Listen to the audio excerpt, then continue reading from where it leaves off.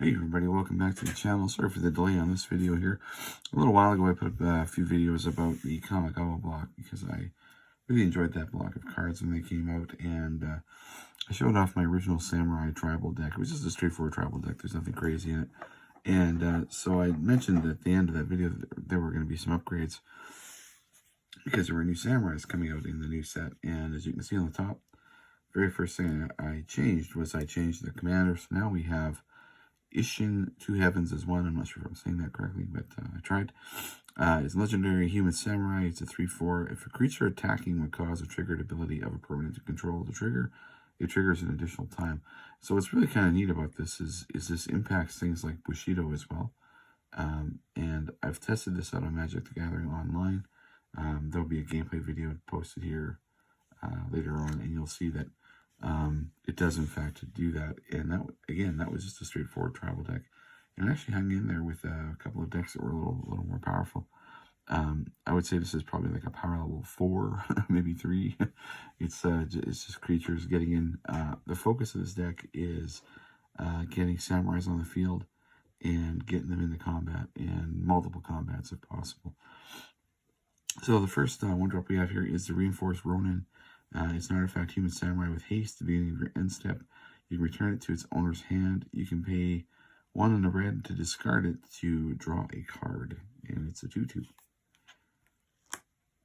You have the Moth Rider Patrol, which is a flyer. 4 mana to tap target creature. Important part is it's a flyer. We have Konda's Hatamoto. This guy was in the original deck, so it's got the Bushido on it. The Smiling Cat. I like this guy for the ability to pay X rather than paying the mana value of the spell. So if I need some color fixing and I don't have the color in my hand, I can use this guy to get around that. Goro, Disciple of Risai. I'm not sure how to say that. Creatures you control gain haste till the end of turn. It's 1 red. Or you can pay 5 and create a 5/5 red dragon spirit creature token with flying. Activate only if you control an attacking modified creature. The modified mechanic was pretty big in this set. The Aki Ronin, the Goblin Samurai. Whenever a samurai warrior you control attacks alone, you may discard a card to draw a card. So it's a good way to get some card drawing in. Whenever a samurai or a warrior you control attacks alone, it gains life like until the end of turn. That's the Selfless Samurai. I love the all extra arts, the alter arts on these particular cards. I kind of wish that they would have just done those as the arts for the cards instead of having 2 versions of it, because it gets kind of confusing. And I feel bad because I'm not going to probably ever play the other version of that card because I like the artwork on this one so much. Sensei's Golden Tail.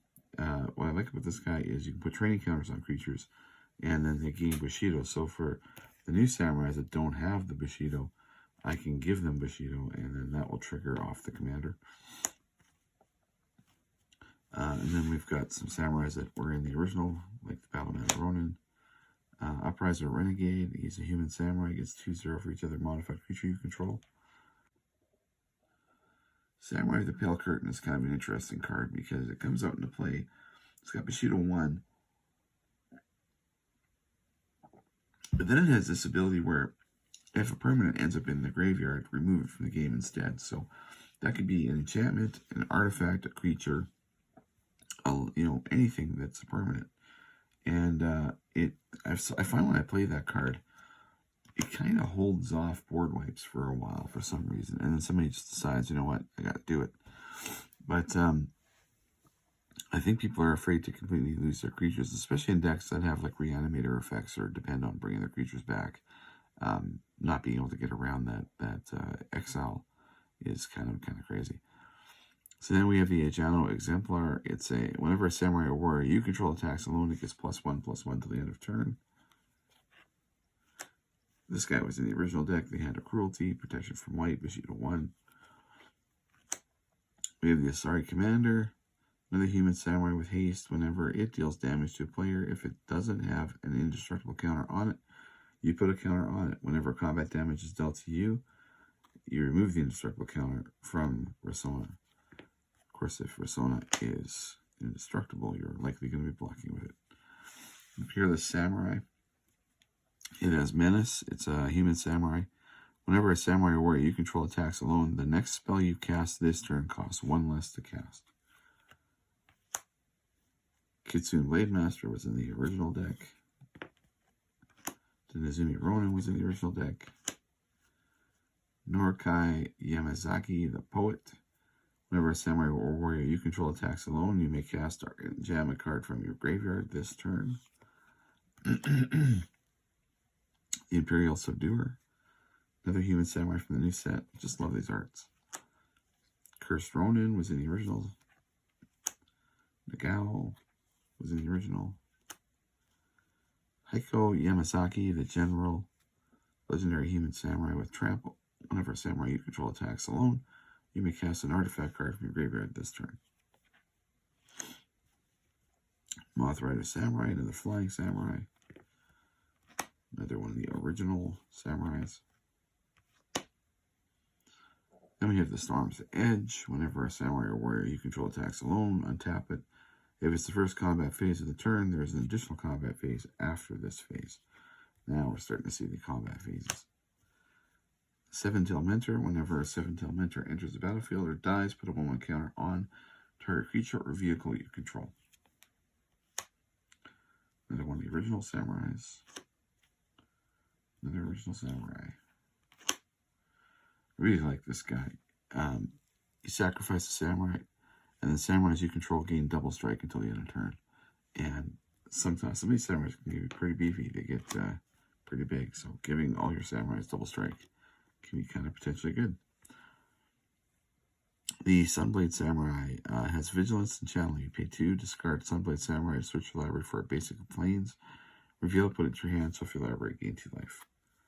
Although he's a 4/4 samurai, so I'm not sure why you would want to discard it. Kitsune Dawnblade, another one of the originals. Asari Captain, human samurai. Whenever a samurai you control attacks alone, it gets +1/+0 at the end of turn for each samurai or warrior you control.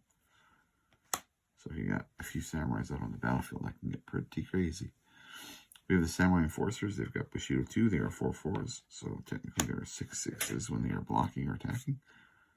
The Silver Storm Samurai is another one from the originals. The Samurai General, another one from the original set. Konda, Lord of Agiano. He's a human samurai with Vigilance, Bushido 5, and he's indestructible. So that is a samurai that does some damage. We have the Sky Blessed Samurai. It costs 1 less to cast for each enchantment you control, and it has flying. And then, of course, with the new set, I put in the new full art lands, as many of them as I could. As you can see, we have the really beautiful Plains cards. I've got, I still have a couple of the originals in here because I wanted to keep this as a Kamigawa block set. But to be honest, I'll likely swap these out for full arts because the full arts are just so beautiful. I mean, look at that art. And I've got a bunch that are... I kept opening for the mountains. My son and I both did. And then I have a couple of the regular mountains. I have a few of the regular swamps. And then I've got, of course, the full art swamps in here as well. So the land base is pretty basic, pretty straightforward. Nothing too crazy. For artifacts, we've got the Experimental Synthesizer. We're playing around with the Eater of Virtue, one of the new swords. We, of course, have Konda's Banner. We have a couple mana rocks like Boros Signet. We have the Nodachi. Blade of the Oni. Whisper Silk Cloak, because it's always good to get a double striking samurai through on multiple combat steps. We got the Ancestral Katana, Rakdos Cluestone, Oathkeeper, the Dragon's Fang, and for Planeswalkers, we are playing, of course, the Wandering Emperor. This is a Planeswalker with Flash, which is pretty crazy. You can get the Planeswalker out into play as an instant, As long as it entered the battlefield this turn, you may activate the loyalty abilities anytime you can cast an instant. Put a 1/1 counter on up to one target creature. It gains first strike to the end of turn. Or you can -1 to create a 2/2 white samurai creature token with vigilance. Or you can -2 to exile a tapped creature and gain 2 life. So obviously, this is a really cool planeswalker that has combat tricks attached to it, which is kind of neat.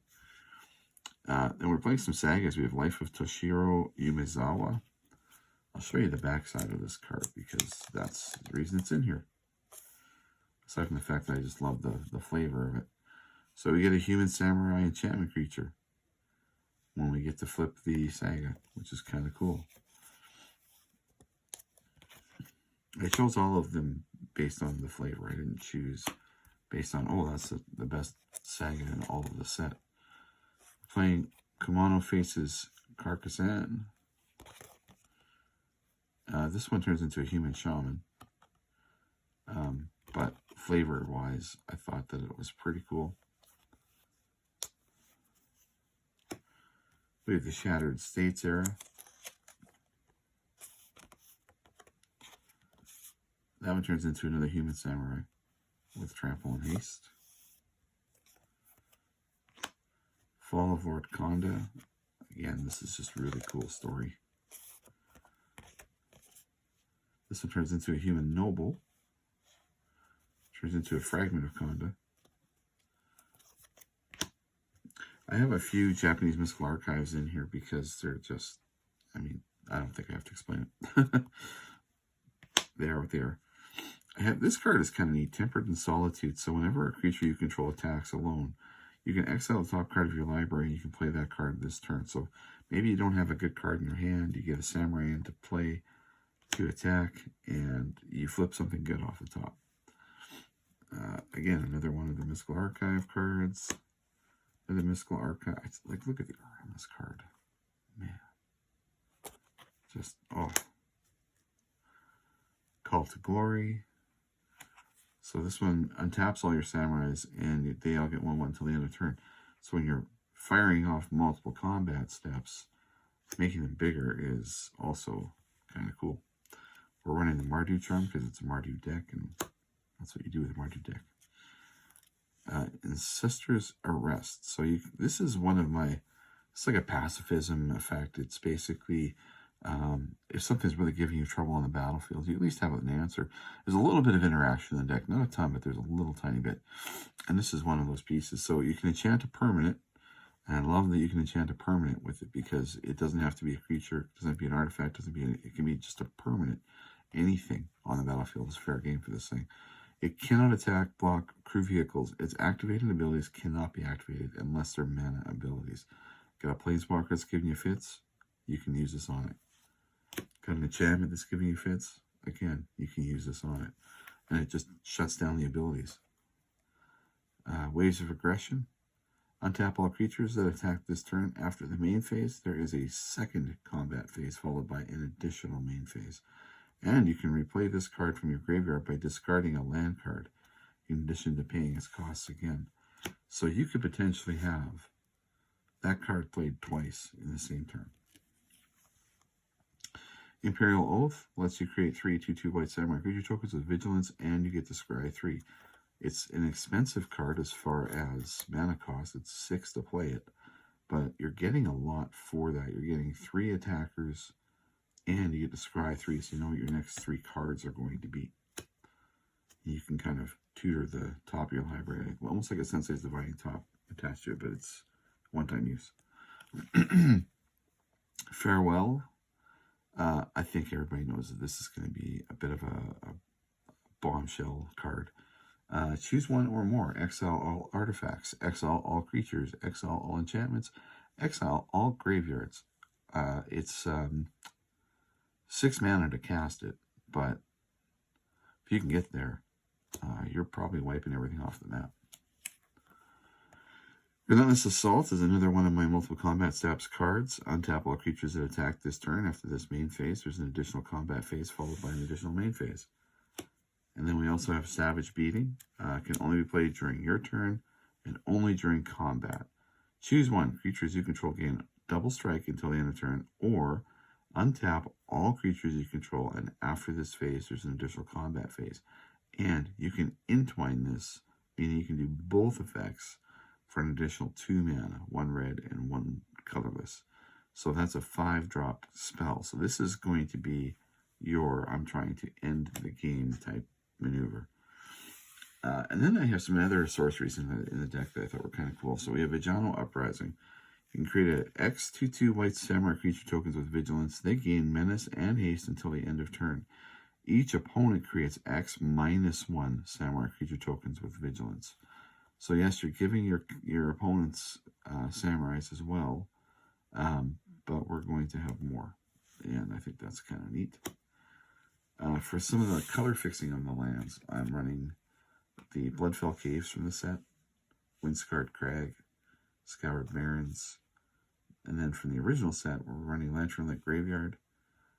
From the new set, Secluded Courtyard, and Agiano, the Seat of the Empire, and Shizo, Death's Storehouse. So that is essentially the deck. I will post a deck list in the description of the video here, and I will also post the deck list to the original video, as well as I will post that on the video that preceded this one, the original Samurai deck. Let me know what you think in the comments below. There are obviously ways to make this deck way faster, way crazier, way more out of control. My goal with this deck was to build something super casual, kind of fun, that I just basically just wanted to put samurais on the battlefield, swing in with a sword, and, I'm not looking to win every game with this deck. I mean, if I wanted to, I could throw in, Jeskai's Wills and, toss in, some tutors and, maybe Wrath of Gods. Like I would go with the old formula of the 5/5/5. You put in 5 removals and things like that. But that wasn't what my goal was with this deck. My goal with this deck was just to make samurais, slam in with swords. I also didn't add in things like the Door of Destinies on purpose, and I believe that that's the kind of card that really can ramp up the power level of your deck. I have that card in a couple of other tribal decks, and I wanted to do something where the deck was super manageable. Especially, I have some friends that are fairly new at playing, and I have some friends that have been playing for a while. So I wanted something that I could just bring to the table that was not going to be a hand grenade, but also I would stand a chance of sticking around in the game for a while. And maybe I can make some really funny things happen by making, samurais and equipping them with swords. And I just wanted the flavor of that, of seeing a samurai with the, the banner and the sword on it and all of that fun stuff. So that was basically the goal of this deck here. Again, let me know what you think in the comments below. If you'd like to see more videos like this, I do have more on the channel, and I'm always adding new stuff. Don't forget to hit that subscribe button, the like button, the notification bell. Tell your friends about the channel. Let's try. I'm trying to grow it. I do a variety of different things. I do magic content. I do magic videos where I do some gameplay. I also do art because I'm a professional cartoonist for several different magazines. And I also collect toys. So I do videos about things like G.I. Joes and Ninja Turtles and things like that, because I am a giant middle-aged child. Until next time, take care out there.